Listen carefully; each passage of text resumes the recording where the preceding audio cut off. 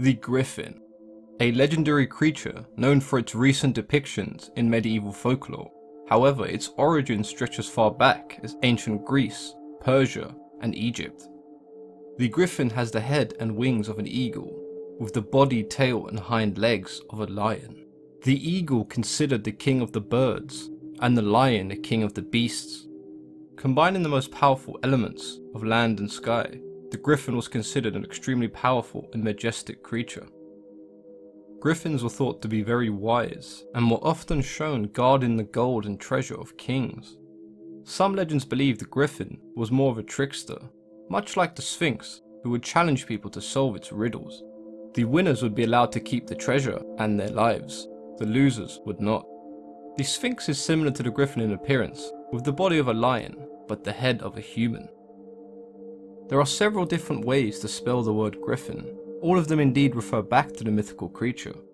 This variation was used in medieval heraldry, and is a term used to identify a griffin that was painted on a shield, a crest, or a piece of armor.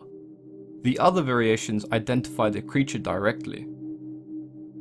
There are historians who believe that the idea of the griffin came from dinosaur remains found from the Cretaceous period.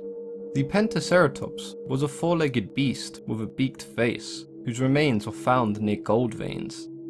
Anyone digging for gold in those areas could have found the bones of the Pentaceratops, and imagine a creature very much like the griffin digging and hoarding gold. The griffin was commonly shown to represent wisdom and power.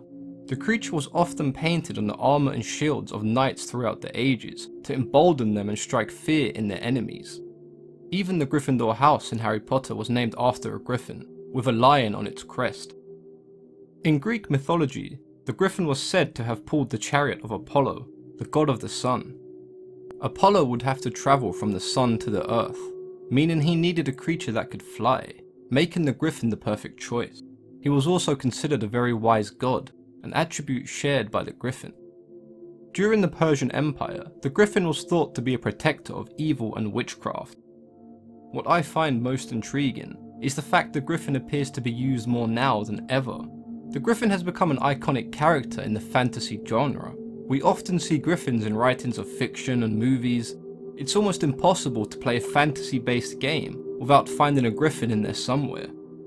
Despite the griffin's popularity, they are rarely mentioned by name. The griffin's lack of mention in traditional literature means we don't know much about them. They have become more of a symbolic creature, commonly used in legends and folklore.